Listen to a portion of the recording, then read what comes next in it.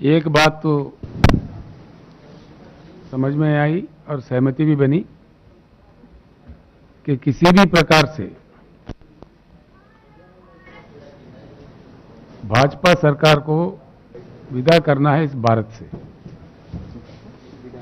इसलिए 8 साल हुए नरेंद्र मोदी जी प्रधानमंत्री बने हुए हैं। हर चीज में, हर सेक्टर में देश का विनाश हो रहा है। देश के हर वो आदमी परेशान है, बेहाल है। मैं आपसे भी अनुरोध करूंगा, आप लोग तो रोज मिलते हैं, नेता लोगों से पूछते हैं, सोचते भी है, लिखते भी है, हर चीज करते हैं। एक सेक्टर ऐसा हो जिसमें कोई सुधार आया हो इस देश में, किसी भी क्षेत्र में, किसी भी देश के भाग में या किसी भी सेक्टर में, in any of the sector of the country, वो चाहे पानी का हो, बिजली का हो, खेती किसानी का हो, दलित वर्ग का हो, पिछड़ा वर्ग का हो, महिलाओं का हो, किस चीज का सुधार हुआ है इस देश में? अगर किसी का भी सुधार हुआ होता तो देश का यह हालत नहीं बनता।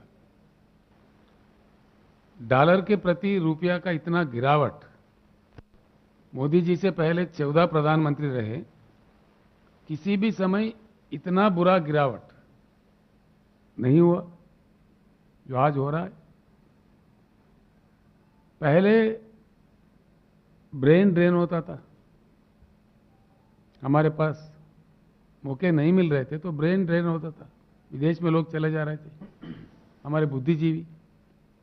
आज जिस प्रकार का नीतियां बन रहा है उसको लेके कैपिटल ड्रेन हो रहा है, सारा ही पूंजीपति भाग रहे देश से। देश का बड़ा बुरा हाल हो रहा है। हम सब लोग गवाह है, 13 महीने किसानों को क्यों आंदोलन करना पड़ता है इस देश में। बहुत ही महान देश है हमारा, भगवान ने, प्रकृति ने काफी संपत्ति दी है। हमारे नदियों में 70,000 टीएमसी पानी बहते हैं। आज तक देश ने सिर्फ 20-22 हजार टीएमसी ही इस्तेमाल किया है। और वाटर वार्स होते हैं, जल युद्ध होते हैं, क्यों होने लगते हैं? बिजली 4 लाख मेगावाट के ऊपर बिजली की उपलब्धि देश में है, लेकिन देश को, किसानों को भी, आम लोगों को भी, उद्योगों को भी, हर किसी को भी बिजली के लिए तरसना पड़ता है। क्यों तरसना पड़ता है? जिन चीजों की उपलब्धि है उनको भी लोगों के लिए किया नहीं जाता है। फिर क्या किया जा रहा है इस देश में? हर एक चीज में इकोनॉमी तबाह हो गई, कर्जा बढ़ गया देश का, रूपी वैल्यू गिर गया, प्राइस राइज हो गया, डीजल, पेट्रोल, खाद, हर चीज का दाम बढ़ गया। गरीब आदमी परेशान है, किसान आंदोलन पे है। और नीतियां, देश के रक्षा करने वाला हमारा डिफेंस सिस्टम इतना मजबूत सिस्टम रहा, कई प्राइम मिनिस्टरों ने युद्ध लड़े, कामयाब हुए, खड़े रहा भारत। लेकिन आज इतना बड़ा डिफेंस पॉलिसी बदल रहा है, अग्निपथ जैसा मामला ला रहा है, किसी से संपर्क नहीं, विपक्षियों से कोई बातचीत नहीं, नीतियां बदल रहे मनमानी। उसका अंजाम क्या होगा? आज किस सेक्टर में आया है? पीने का पानी तक उपलब्ध नहीं करा सकते हम लोग। किल्लत है पूरे देश में। जहां किसी राज्यों ने प्रयास किया वहां जो कुछ भी हुआ, लेकिन केंद्र सरकार की नीति से नारा के सिवाय कोई काम असल में आता ही नहीं, उपलब्ध होता ही नहीं। यहां तक के देश के राजधानी दिल्ली में पानी की उपलब्धि नहीं है 75 साल के आजादी के बाद। आज हमारे कई मित्र हर दिन पानी खरीदते हैं दिल्ली शहर में। दिल्ली शहर में भी पावर नहीं मिलता, 24 घंटा नहीं मिलता। कई हिस्सों में, दिल्ली के हिस्सों में पावर काटा जाता है हर दिन। ये क्या हो रहा है? ये चीज ऐसे है, 8 साल यानी कि मोदी जी के जो कालखंड उनके लिए दिया था जनता ने 10 साल का, उसमें 80% समय खत्म हो चुका है। अब उनके नीतियां क्या है साफ देश के सामने आ चुके हैं। उनका क्या कैपेसिटी है, क्या कैपेबिलिटी है, उनका चलाने का ढंग क्या है, देश को किस प्रकार से साथ लिए जा रहे हैं, ये सारे देश के सामने आ चुके हैं। आज मैं एक ही बात आपको कहना चाहूंगा, केंद्र सरकार के नाकामियों की वजह से आज काफी नुकसान हुआ देश का हर सेक्टर में। साथ ही साथ जो राज काम कर रहे हैं अपनी जगह अच्छा खड़े होकर काम कर रहे हैं, कुछ एक अलग नीति बना के फेडरल सिस्टम को पूरा खत्म करके एफआरबीएम एक्ट में तोड़ मरोड़ करके जो संसाधन मिलने चाहिए जो राज्यों के अधिकार में है उसके वो छीना जा रहा है। जो अपने आप विकसित होना चाहते हैं राज्य, जो जहां प्रयास हो रहा है उनको भी काटा जा रहा है। क्या वजह है इसका, क्या कारण है? कोई बताएंगे? जवाब है केंद्र सरकार के पास? एक तो यह है विकास का कोई नाम ही नहीं, सिर्फ नाराबाजी है। कौन सा एक नारा जो सफल हुआ देश में? 222 तक हर गरीब का अपना मकान होगा, ये मोदी जी का खुद का वादा है। क्या सफल हुआ? मिला सबको मकान? किसानों का आय डबल कर दिया जाएगा, किसानों का इन्वेस्टमेंट डबल हो गया, लागत डबल हो गया, आय कहां डबल हुआ? बेटी पढ़ाओ बेटी बचाओ, हर दिन रेप होते सौों के तादाद में। किस वर्ग का विकास हुआ, किसका रक्षा हुआ? और इसको, इन सब चीजों को छोड़ के एक दूसरी बहुत बड़ी खतरा बात, देश के लिए बहुत बड़ा खतरा ये लोग खड़ा कर रहे हैं, जो धर्म की बात को लेके लोगों को भावुक बना करके अपने चिल्लर पल्लर राजनीति लब्धि के लिए सारे देश को टूटा जा रहा है, तोड़ा जा रहा है। ये कहां तक सही है? इससे देश का कितना बड़ा खतरा बनेगा आगे चल के? देश का क्या होने वाला है? अंतर्राष्ट्रीय स्तर पर क्या होगा? हालात यहां तक बिगड़ रहा है कि विदेशों में हमारे दूतावास के प्रतिनिधि को बुला के माफी मांगा जा रहा है। ये कितनी बड़ी शर्म की बात है। इसके भलाई के लिए ये काम किया जा रहा है। आज जिस प्रकार से धर्म के नाम पे लोगों को तोड़ने का, समाज को तोड़ने का, एक अच्छे भारत को खराब करने का जो प्रयास हो रहा है, ये कहां ले जाएगा अपने देश को? इसीलिए इकोनॉमी भी खत्म, कर्जा बढ़ गया, रुपी वैल्यू गिर गया, प्राइस राइज हो गया, किसी सेक्टर में सुधार नहीं आया, ना पीने का पानी मिला, ना सिंचाई का भरपूर पानी मिला, ना गरीबों का कोई अच्छा देखभाल हुआ। तो किसका लाभ हुआ, किसका फायदा हुआ? फायदा कुछ नहीं हुआ, विनाश हुआ। और साथ ही साथ बहुत बड़ा खतरा, धर्म के नाम पे दुनिया को तोड़ के, लोगों को तोड़ के, सबसे बड़ा बात है मेक इन इंडिया। क्या है नतीजा मेक इन इंडिया का? हमारे बच्चे जो पतंग उड़ाते हैं उसके मांझा तक चाइना से आता है, नाखून काटने का नेल कटर तक चाइना से आता है, शेविंग ब्लेड तक चाइना से आता है, राष्ट्रीय ध्वज भी हमारा तिरंगा चाइना से बनाया हुआ इंपोर्ट करते हैं। कहां गया खादी हमारा? हमारा बुनकरों का क्या हाल है? क्या हो रहा है? फिर मेक इन इंडिया किधर गया? उसका क्या नतीजा निकला? सही सवाल अगर हम अपने दिल से पूछे, हुआ कुछ नहीं है, विनाश ज्यादा हुआ है और आगे बहुत बड़ा खतरा इस देश के लिए खड़ा हो रहा है। इसीलिए हम एक ही आवाज, आज नीतीश जी से मिलने के बाद, जो बातचीत करने के बाद, नीतीश जी का भी मन है, मुझे भी उन्होंने आदेश दिया है, जितने भी विपक्षी दल है देश में सारे एकजुट होकर, ताकत जुटाकर, शक्ति जुटाकर बीजेपी मुक्त भारत का नारा देना चाहिए और बीजेपी मुक्त भारत को हासिल करना चाहिए। तभी देश फिर से खड़ा हो सकता है, आगे बढ़ सकता है, अंतर्राष्ट्रीय स्तर पर एक अच्छा अपना स्थान बना सकता है। मैं एक अन्य बात भी कहना चाहूंगा इस दौरान, आपसे प्रार्थना भी है, नीतीश जी ने भी प्रार्थना की, आप ये बात जरूर जनता तक ले जाए। भारत में 75 साल के आजादी के बाद इतने सारे समस्याओं से उलझ रहे हैं हम लोग।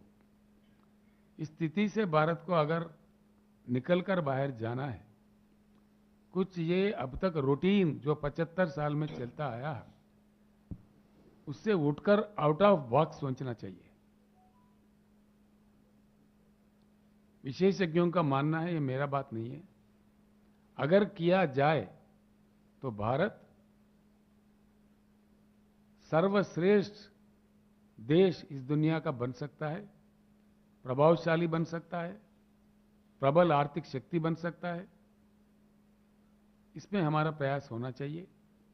एक उच्च गुणवत्ता वाली बदलाव भारत में चाहिए, ये बिल्कुल चाहिए। अगर हमारे पास ज्ञान नहीं है, पूरी दुनिया में जहां ज्ञान है वहां से प्राप्त करना चाहिए हम लोग। चाइना, जिसकी जीडीपी हमसे कम थी 1980 तक, 81 तक भी, उन्होंने कर पाया, कर दिखाया। उनका इकोनॉमी पहुंच गया $16 ट्रिलियन में। आज हम $3 ट्रिलियन के आसपास में घूम रहे हैं। बड़ा शर्म की बात है। चाइना में हर चीज हमसे कम है, हर चीज की उपलब्धि हमसे कम है, लेकिन वो कहां पहुंच गया। आज टक्कर दे रहा है, पूरे दुनिया के अग्र देश जो माना जाता है अमेरिका को टक्कर दे रहा है, प्रतियोगिता दे रही है। हम कहां रह गए? ये ऐसे बने रहेंगे? ऐसे ही रहना चाहिए देश को। आज देश के युवा को, देश के बुद्धिजीवियों को सोचना चाहिए। मैं एक ऐसे पवित्र जगह बैठ के ये बात कह रहा हूं जहां से लोकनायक जयप्रकाशन जी के एक आवाज पे पूरी देश में क्रांति आई थी, तानाशाही का खात्मा किए थे, रिश्वतखोरी के खिलाफ में लड़ाई लड़े गए थे। ऐसे पवित्र भूमि में आकर कुछ प्रेरणा मिलता है। इसलिए गुजरात से सारे देश के युवाओं को, बुद्धिजीवियों को, राजनीति में जो लोग काम सक्रिय कर रहे हैं, उन सारे लोगों से हम प्रार्थना करेंगे कि बीजेपी मुक्त भारत ही देश को आगे ले जाएगा। इनके धर्म के वाद पे, कुछ अन्य के वाद पे देश को तोड़ मरोड़ के जो कर रहे हैं, तोड़ना बहुत आसान होता है, जोड़ना बहुत कठिन होता है। एक बार टूटा देश, एक बार एक विद्वेष, एक हेट्रेड फैल गया, बहुत बुरा मुश्किल होगा, देश को बड़ा नुकसान हो जाएगा। हम संभलने में फिर काफी समय हमें लगेगा।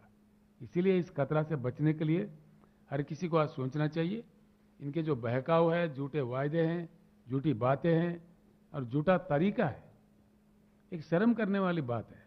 भारत लोकतंत्र का मान्यता रखने वाला एक विशेष देश है, हमारा कोई प्रतिष्ठा है अंतर्राष्ट्रीय स्तर पर। आज कहा जा रहा है खुलेआम, देश को चलाने वाले सत्ताधारी पार्टी के अध्यक्ष खुद कहते हैं हम सारे पार्टियों का खात्मा करेंगे, एक पार्टी, सिर्फ एक पार्टी का तानाशाही लाएंगे। कहा तो ऐसा जा रहा है तिरंगा को नहीं उड़ाइएगा, कहा शायद झंडा उड़ाइएगा अपने घरों पर, और वो लोगों का कुछ पकड़ने वाला नहीं है। ये तो देश के साथ गद्दारी हुआ, राष्ट्रीय ध्वज के साथ गद्दारी हुआ। वो लोग खुलेआम बयान देते जा रहे हैं। क्यों केंद्र सरकार चुप्पी साध रही है? क्या कारण है इसके पीछे? और आज जिस प्रकार के दंगे कराए जा रहे हैं, जिस प्रकार के एक सहिष्णुता हमारे देश में बना हुआ था, जिसके प्रति हमारा देश का बड़ा मान्यता था, जो हमारे राष्ट्रपिता है, महात्मा गांधी जी ने अपने आप को नहीं कहा राष्ट्रपिता, सारे देश ने माना है, सर पे लिया है। ऐसे राष्ट्रपिता का अपमान किया जा रहा है कितने गंदे तरीकों से, और हम सब लोग चुप्पी साधे हुए हैं। ये कहां ले जाएगा देश को? क्या हम अपने दादा परदादा का अपमान करेंगे, अपने खानदान का अपमान करेंगे? ये किसी देश में होता है? ऐसा नहीं होना चाहिए। ये कहां ले जाएगा भारत को? आगे तब तक हम क्या सिखा रहे हैं? ऐसे भारत किसको चाहिए? और इनके प्रति कोई मतलब कुछ हुआ है, इनका कोई काम है, इनका कोई योगदान है, फलाने सेक्टर में कुछ हुआ है, किसमें सुधार हुआ जी? बातों के सिवाय कोई काम है नहीं। जब ये विपक्ष में थे, गला पाड़ पाड़ के जिन बातों कह रहे थे, जिन बातों का विरोध कर रहे थे, आज वही बात ये अमल कर रहे हैं। Complete privatisation, totally. एलआईसी को क्यों प्राइवेट कर रहे हैं जी? दुनिया का बहुत बड़ा इंश्योरेंस कंपनी है, सक्षम कंपनी है, सक्रिय कंपनी है। करोड़ों जनता का, इस देश का बहुत प्यारा कंपनी है, उसको क्यों काटा जा रहा है, क्यों बेचा जा रहा है? पोर्ट भी बेचते, एयरपोर्ट भी बेचते, रेल भी बेचते, क्या बचेगा देश के लिए? इनका योगदान क्या है? ये बेचने में लगे हुए हैं। आखिर एक ही नारा बचा है, बेचो इंडिया। सब बेच दो, सुबह बेच दो, सुबह प्राइवेट कर दो, फिर क्या बचेगा देश को? बेच बेच के हमें जाना कहाँ है, पहुंचना कहाँ है? दुनिया में हमारे क्या जगह रह जाएगा? इसीलिए सारे देशवासियों से हमारा अनुरोध है, हमारा अपील है, और हमसे जो संभव प्रयास होगा, हर संभव प्रयास हम करेंगे। ये कुछ कमजोर लोगों को डराते हैं, विपक्षियों को जिस तरह से सताते हैं, ये सच्चे हरिश्चंद्र के भाई है क्या? आज सबसे ज्यादा पैसे खर्च करने वाला चुनाव के टाइम पे भारतीय जनता पार्टी है, ये सारा दुनिया जानता है, सभी को मालूम है, आप लोगों को भी मालूम है, हम सभी जानते हैं। सबसे ज्यादा पार्टी में पूंजी रखने वाला पार्टी भारतीय जनता पार्टी है। घोटाले किए जा रहे हैं। कभी हमारे देश के प्रधानमंत्री के खिलाफ कहीं नारा नहीं उठे। प्रधानमंत्री जब श्रीलंका गए, श्रीलंका में साफ बताया, वहां के लोगों ने उनके पार्लियामेंट्री कमेटी के सामने बयान दिया है कि भाई इन्होंने अपने मित्र को, एक छोटे मोटे शाहूकार को कॉन्ट्रैक्ट देने के लिए श्रीलंका पे दबाव लाया है। वहां के युवा प्लेकार्ड लेके खड़ा हुआ है वहां के रोडों पे, ये सारे दुनिया के सामने है। कितना अपमान होता है देश का, इसका कितना भारी हमको चुकाना पड़ता है। देश का गरिमा, देश का प्रतिष्ठा किस प्रकार खत्म हो रहा है। और प्रधानमंत्री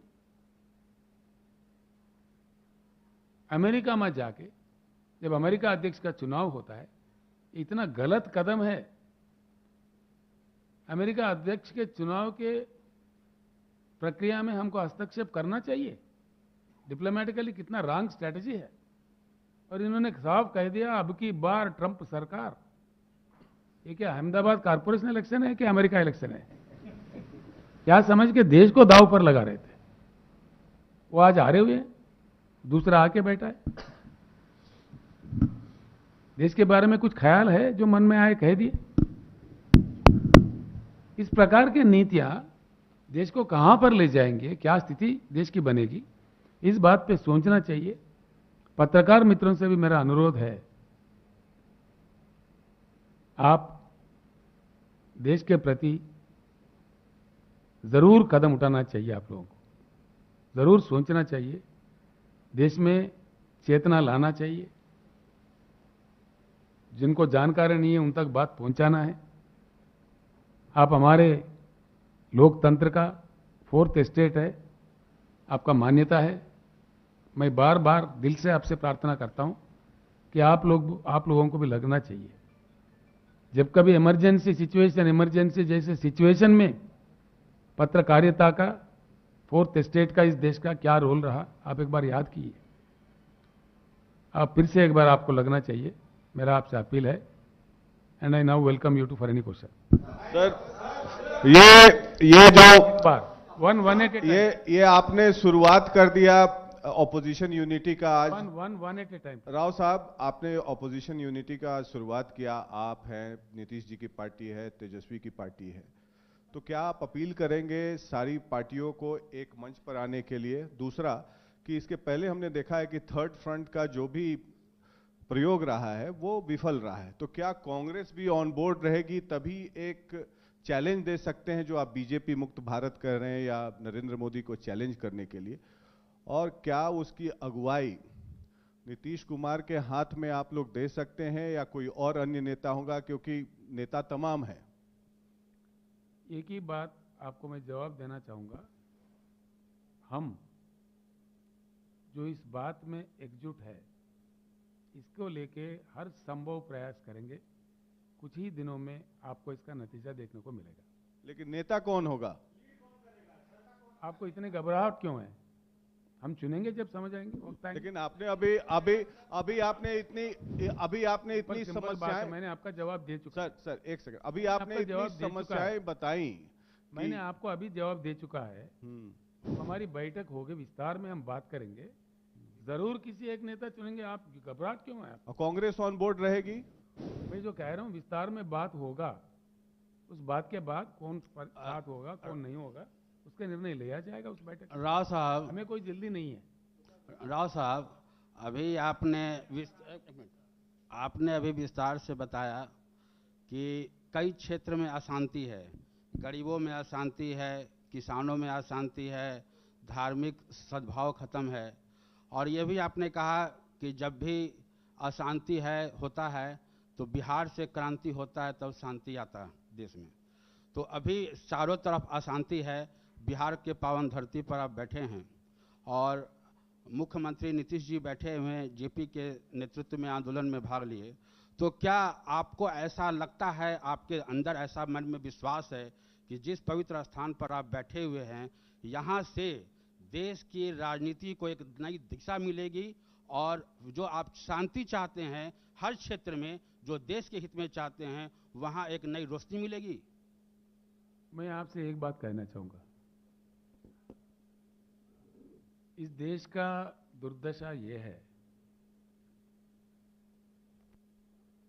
कि देश के कुछ भागों को या कुछ राज्यों को बीमारू राज्य का करार दिया गया है।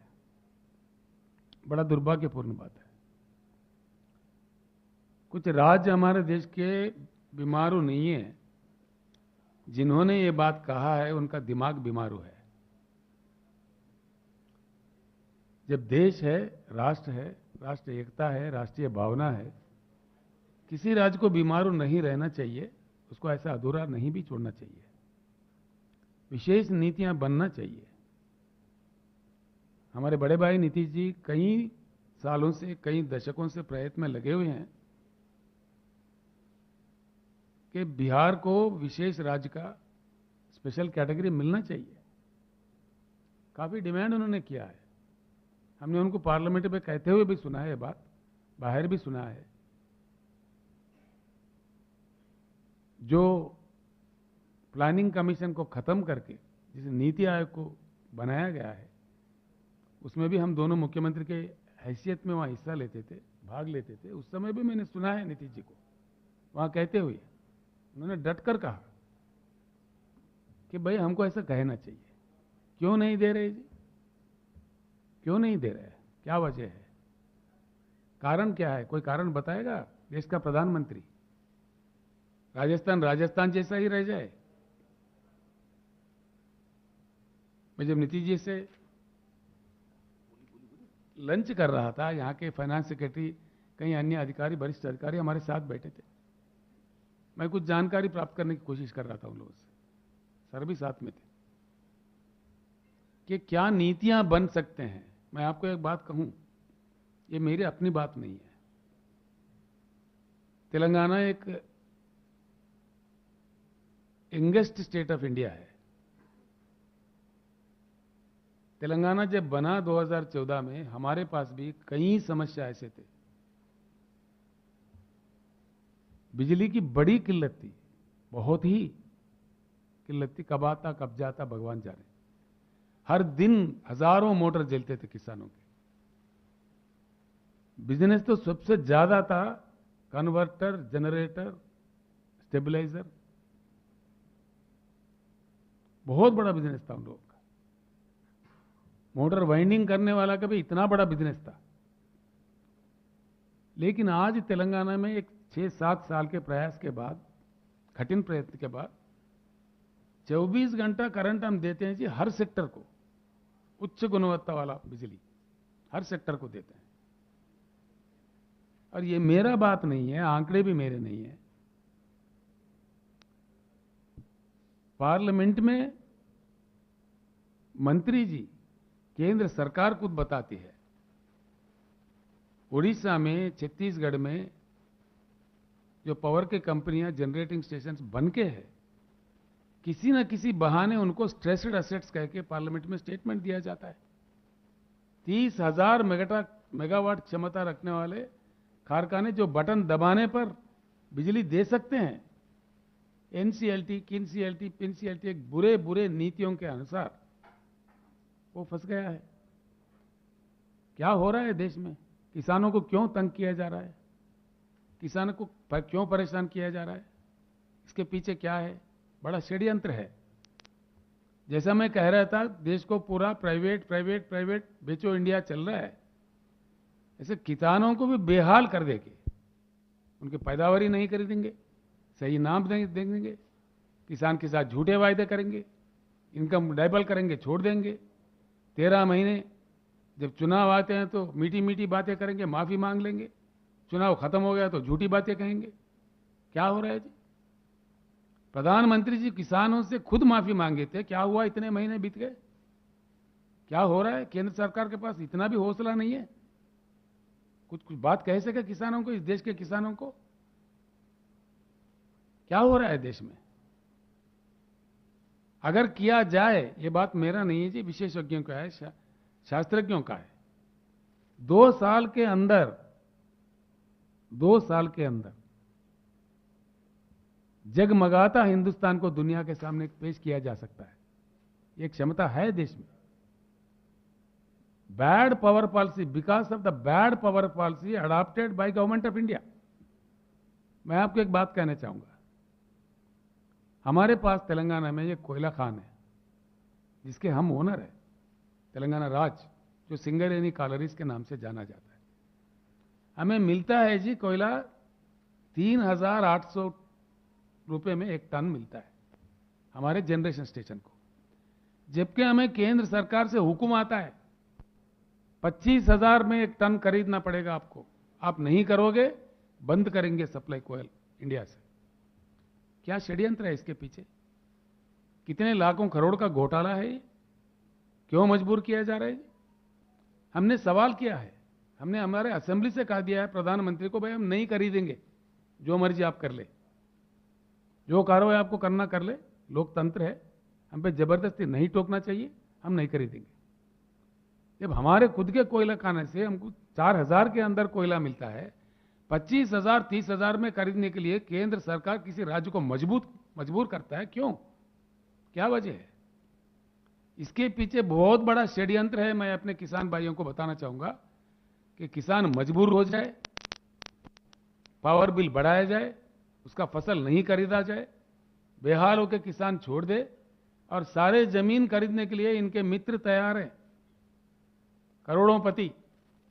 एक ही चीज बचा हुआ है, खेती किसानी इस देश में, उसको भी ये लोग कारपोरेट करना चाहते हैं, कारपोरेट कंपनियों के हवाले कर देना चाहते हैं। ये बड़ा बदनसीब बात है। इसीलिए हर किसान को जागना चाहिए, हर किसी को जागना चाहिए, हर बुद्धिजीवी को जागना चाहिए, इन षड्यंत्रों को पहचानना चाहिए और इसके समाधान निकालना चाहिए। इसीलिए हम कहते हैं, हम यूं ही नहीं कहते कि बीजेपी मुक्त भारत, बीजेपी से खतरा है इस देश को, इस खतरा को समझे। क्यों बेहाल परेशान किया जा रहा है किसानों को? प्रधानमंत्री जी खुद माफी मांगे, उसके बाद समस्या सुलझता नहीं है, फिर किसान आंदोलन पे क्यों उतर रहा है? मैं आपको बता रहा हूं, आज हाल में अभी 2-3 दिन पहले हैदराबाद में 26 राज्यों से किसान संगठन के नेता मेरे पास आए थे। हमारे पास जो कार्यक्रम हुए, हम देते हैं जी, हर एकड़ में 10,000 का लागत देते हैं, इन्वेस्टमेंट देते हैं हमारे किसानों को, तेलंगाना किसानों को। किसानों का हमने बीमा करवाया, सारे प्रीमियम हम भरते हैं LIC को, और किसी भी किसान का किसी भी कारण, एक्सीडेंट नहीं, किसी भी कारण मृत्यु हुआ, 10 दिन के अंदर उनके अकाउंट में सीधे ही 5 लाख रुपए पहुंच जाता है। क्या इतना भी नहीं कर सकता केंद्र सरकार? इतनी क्षमता नहीं है? जो बात तेलंगाना संभव में है, तेलंगाना में संभव है, पूरे भारत में क्यों संभव नहीं है? हम हर दाना खरीदते हैं किसान से तेलंगाना राज्य में। 7,000 परचेजिंग सेंटर्स हमने खोला है, हर एक दाना till the last grain Telangana सरकार ही खरीदता है, MSP देके। क्या ये काम गवर्नमेंट ऑफ इंडिया नहीं कर सकता? क्यों नहीं कर पा रहे? इसके पीछे कारण क्या है? क्यों तंग किया जा रहा है? राव साहब, एक सवाल है आपसे। आप नीतीश कुमार जी को प्राइम मिनिस्टरियल कैंडिडेट के रूप में किस तरह से देखते हैं सर? सब छोड़ दीजिए। नीतीश कुमार जी देश का एक जाना माना वरिष्ठ नेता है, इसमें किसी को शक की बात नहीं है। नीतीश कुमार का सुनिए ना, why you are so, I am here, I will be here, I am very patient. Nitish Kumar ji इस देश का उत्तम से उत्तम वरिष्ठ नेता है, इसमें किसी को कोई शक नहीं है। सुनिए ना, मुझे बात तो खत्म करने दे। जब हम बैठेंगे, समर्पित रूप से बैठेंगे, समाधान निकालने का हर संभव प्रयास करेंगे। मैं एक कौन बनता हूं, मेरे जैसे कई नेता है देश में, तो सभी की सहमति से जिस प्रकार की नीति बनना चाहिए, जिस किसी को नेता चुन के सर पे लिए चलना चाहिए, वो जरूर हम आपको बता देंगे। आपको कोई घबराहट की या जल्दीबाजी की जरूरत नहीं है।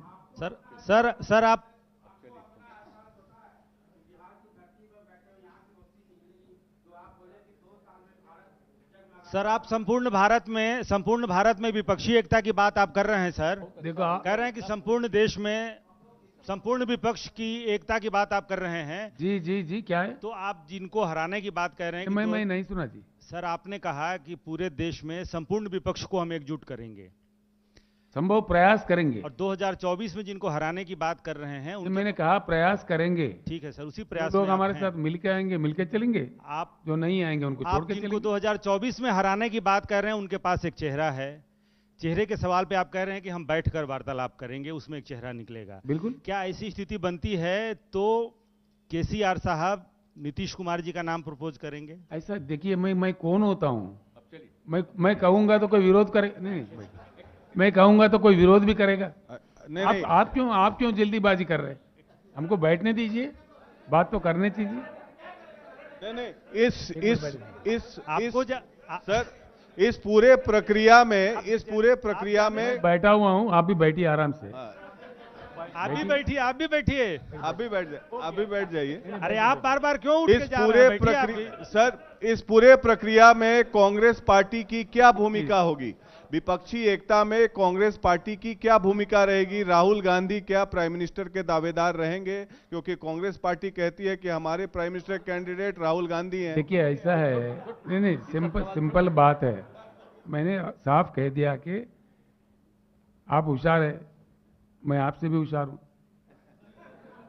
मैंने कह दिया है। Your Hindi is very good. आप भैया बहुत अच्छी है। मैंने बता दिया है। अब बैठिए। मैंने उनका नाम लिया तो नहीं, आप बैठ जाइए। ऐसा है, हम जरूर बैठेंगे। भाजपा के जितना विरोधी दल है इस देश में, उनको सब एकजुट करने की हर संभव प्रयास हम करेंगे। ठीक है?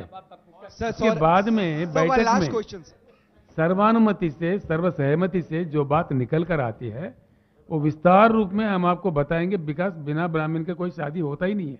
Sir last question from CNN News 18 हो ही नहीं सकता। Sir last question from CNN News 18 sir. अब चलिए रे, झूठ ये एक मिनट बताइए। बोलने दीजिए सर। बैठिए। सर राव साहब अतिथि हैं, बोलने दीजिए। आप बैठिए ना। Last question sir, last question. बैठिए प्लीज। सर लास्ट क्वेश्चन कह रहे हैं कि सबको केसीआर सर। नहीं, निधि जी बैठिए ना प्लीज। हो गया, चलिए ना। KCR sir last question. अरे ये कह रहे हैं कि सबको, अपोजिशन को यूनाइट करने की कोशिश हम लोग करेंगे, तो हम लोगों की राय है, बात है, सबको मिलके करेंगे। सर अभी क्या पूछ रहे हैं कि क्या हो? Sir one question from sir, one last question sir. इतना अच्छा आपको बोल दिए। Sir, you have been criticizing Gujarat model all the time and boasting about your Telangana model. Could you please elaborate on that? And also, will there be involvement of farmers in this front that you are talking about? देखिए ऐसा है, बैठिए ना sir. नहीं, बैठिए। नहीं, palsy बता देते। नहीं सब बैठिए ना। पालसी नहीं, राजनीति छोड़िए, पालसी बता। गुजरात मॉडल जिसका आपने बात कहा है, वो 100% फ्लॉप मॉडल है। 100%। हाल में सारा मीडिया आप लोगों के माध्यम से देश के सामने ला चुके हैं।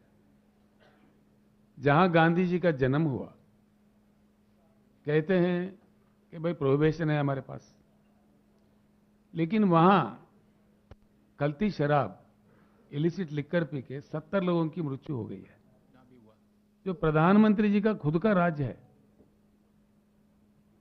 Do you think that Gujarat model is a successful model? You think so? It is 100% flop model. आप ह्यूमन इंडेक्स देखिए, कहां जा रहा है देश। उसमें गुजरात भी इतना अंदर है। गुजरात में भी बिजली की किल्लत है, पीने का पानी का किल्लत है।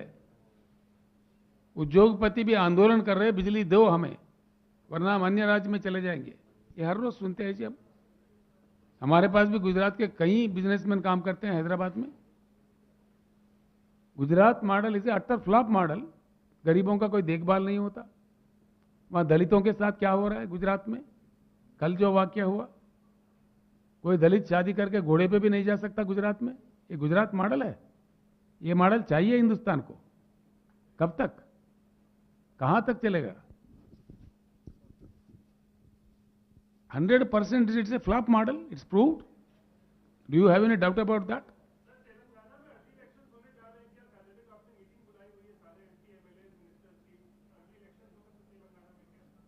मैं कोई ज्योतिष नहीं हूं जी।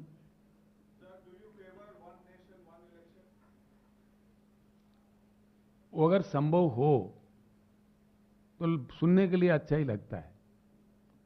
तो हमारे जैसे देश में वो कहां तक संभव है, कहां है, उन चीज के बुद्धिजीवी है, वो सब बैठ के तय करे, प्रयास करे, अगर हो सके तो हो जाए। Mr. Rao, one small question. I've been trying to reach out to you for quite some time now. The question being that it appears more or less from whatever deliberations you people had that your idea of cobbling up a third front yet again, in the past we do have such. It is not third front, instances. sorry. It is not third front. Why Let's are not you call naming it third front. Why you are naming it as a third front? No, We okay, have fine. never, Just we have delete never, the part third we front. have never named An it. alliance. Let's call it an alliance. Main front. Why are you doing Okay, main front. So in the past, it has been failed attempt. What do you think? This time round, there would be some kind of cohesiveness despite all the inherent contradictions. देखिए ऐसा है, आपका सवाल का मैंने जवाब दे चुका है। पीछे जो परिणाम हुए, जो फ्रंट्स फेल हुए हैं, ये सारा देश भी जानता है, राजनेता भी जानता है, हर कोई जानता है। इसीलिए हम कह रहे हैं, भाजपा से जो खतरा सामने आ रहा है, जो उभर रहा है, उस खतरे से इस देश को बचाने के लिए हर संभव प्रयास, अच्छे प्रयास, उच्च गुणवत्ता वाला प्रयास हम सब मिलकर करेंगे। उससे क्या बात निकल कर आती है देश के सामने, आप थोड़ा सब्र से काम। सर, बिहार में सरकार फ्रंट है भाई, आपको क्यों इतनी घबराहट है भाई? हम बताएंगे ना, राव साहब, जब बैठेंगे बताएंगे। आप क्यों ऐसे सवाल उठा रहे हैं? ठीक है। यानी कि आप विपक्ष के अंदर आप फूट डालना चाह रहे हैं। फिर क्या बात है? फिर क्या बात है? हम बताए जा रहे हैं, सेम क्वेश्चन आप दोहराते जा रहे हैं। हमने जवाब दे दिया आपका। राव साहब, एक सवाल इधर से है। बिहार में सरकार बनते ही जिस तरीके से यहाँ पे केंद्रीय एजेंसी का छापे पड़ रही है, कई सवाल जो हैं उप मुख्यमंत्री तेजस्वी यादव हैं, वो भी सीबीआई, ईडी, आईटी पे उठा रहे हैं। आपका क्या कहना है इस पे? देखिए, जिस प्रकार विपक्षी दल के नेताओं के ऊपर हमले हो रहे हैं, फर्जी भी है, झूठे भी है, बहुत सारे सताने के लिए राजनीतिक कारणों से किया जा रहा है, ये सारा देश जान गया है। सारा देश।